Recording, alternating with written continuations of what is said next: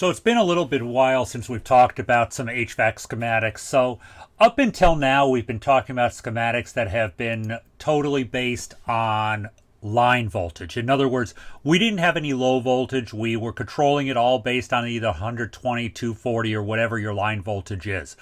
Now, we know that in most residential and light commercial and commercial AC systems, we control our high voltage by using thermostats. These thermostats mostly are based on 24 volts or lower sometimes of voltage. So we have to have a way to control our line voltage components. That's our large motors, blowers, fans, etc., compressors, off of the line, off of a lower voltage. This is primarily for safety's sake. You don't necessarily want 240 volts in a wall where kids can get to it. You don't want 480 volts in a wall. A, the wiring is a nightmare, and B, you don't want to have the capability of someone getting seriously hurt. So what we do is we control our line voltage with what we call control voltage. So our schematics change a little bit from our prior schematics. So let's make some adjustments here. The primary component we are going to be using is our transformer. Okay, so I'm just going to copy, as I have from the past, my transformer symbol, and I'm going to put it over here on the schematic we're going to be working with.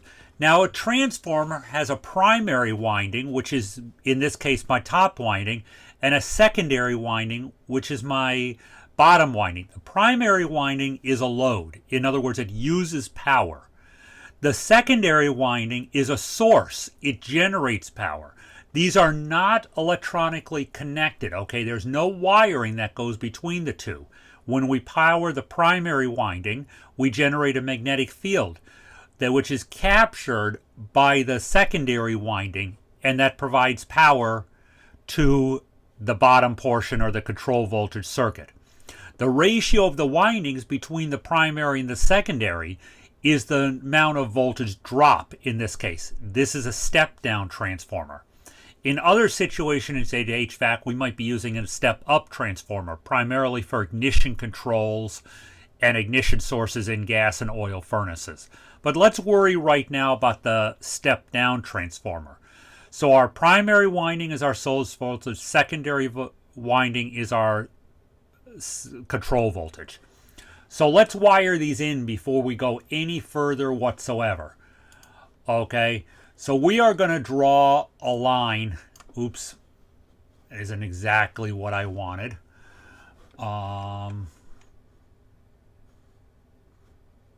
Let's undo. Okay, but we need to draw a line, and we're gonna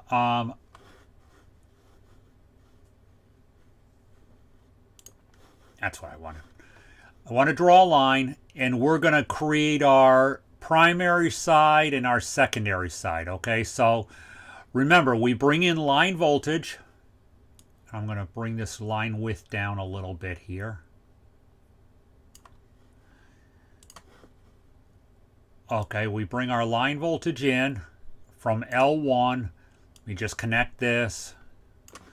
We have a neutral or an L2 over here, depending on my voltage.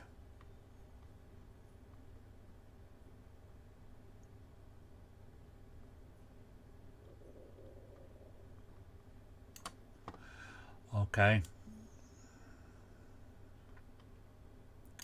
Now we may want to actually put a switch in here, so let's drop this down a little bit. I'll put a switch in here.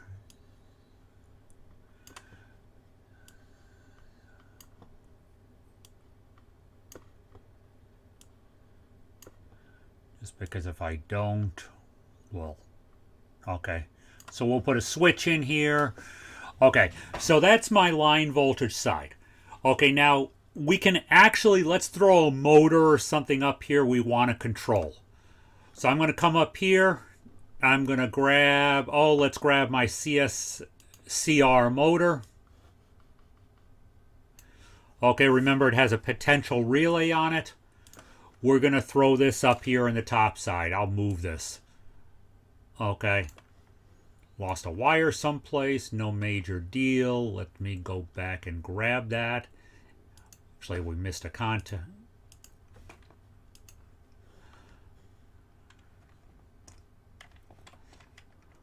Come over back here. I want to put that contact in.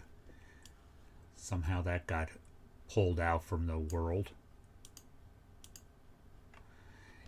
And I'm just going to put that single line back in there. Okay. So we have our potential relay. Okay, so I have my CSCR motor, I have my start cap, I have my run cap, and I have a common. So let's connect this in.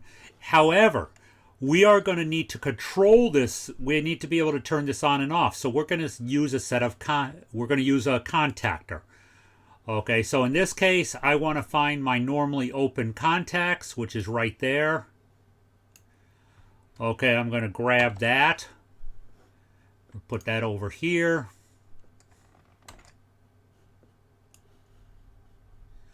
Move that up.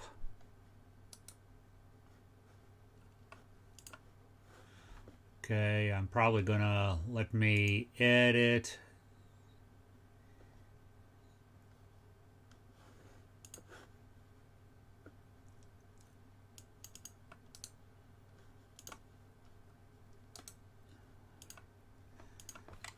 Actually, it's probably going to be easier just to get rid of that. So I'm going to put that in there.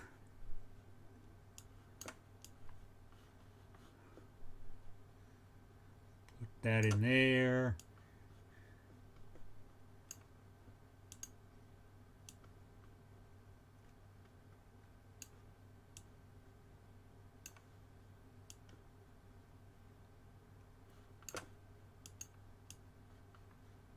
Put that there. Get rid of that. And I'm just going to draw another, I want to draw another line next to that because I need my contacts.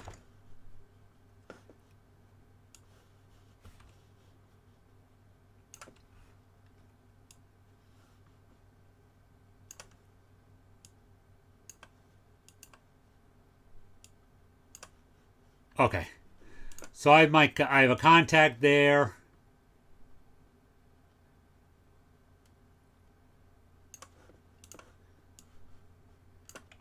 I'm going to put one on the other side as well.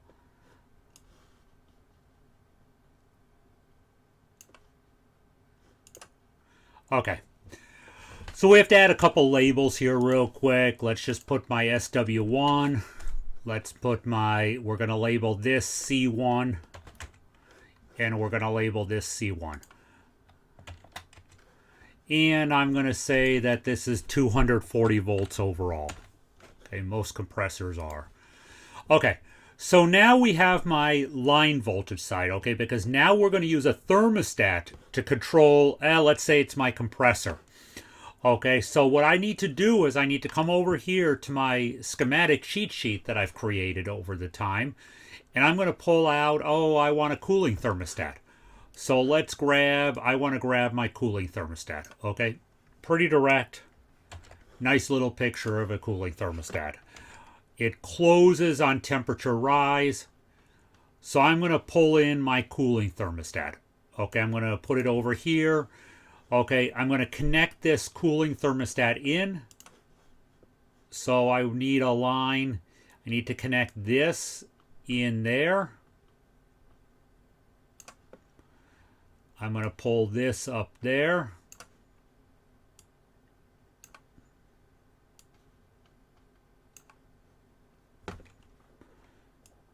Move that up a little bit to get it to line up. Okay, so we'll label this. I'm just going to write CT for cooling thermostat. Okay, I'm going to label this side R. And I'm going to label this side Y because that's what controls our contactor normally. So now we have my switching device, but remember, we have to have a source, a path, a switch, and we have to have a load in this circuit. You cannot just come back to the transformer or it's going to create a short circuit. So our load is actually going to be the coil of that contactor that controls C1 on that. So let's add a coil. Okay, we're going to keep this real simple. I know I have a coil someplace. A relay coil. That's what I want. Okay, so we're going to grab my relay coil. Going to copy that. And we're just going to come over here and paste it over here someplace. Okay, so I have my relay coil. Okay, we're going to label this relay coil C1. Remember, your coil has to be labeled identically to the contacts it controls. So we're going to come in and we're just going to connect that C1 in to my 24 volt common.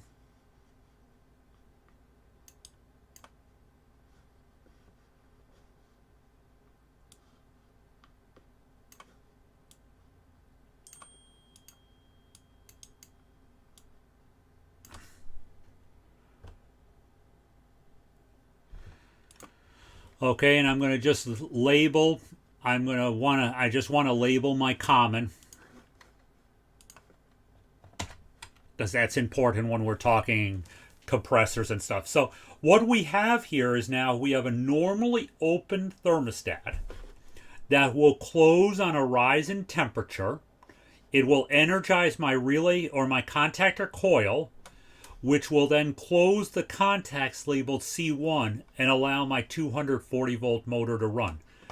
Okay, so again, we're using a low voltage control, which is very easy to wire, can use very small wire to control what could be an extremely high amperage load. So that's in this case how a transformer can be used in the HVAC circuits, a cooling circuit in this case, to power my compressor. Now there's multiple more components to a normal cooling circuit, okay? We can actually come in and we can just add one in. Okay, that was my compressor, but what about my condenser fan motor?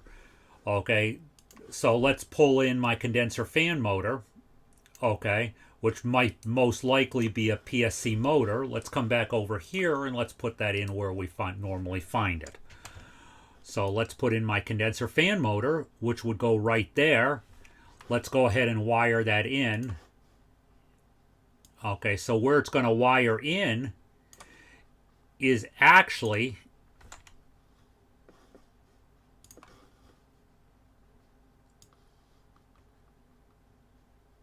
right after the contacts on both sides, okay? So we're going to wire that in, but it's going to wire in after the contacts on the load side of the contacts.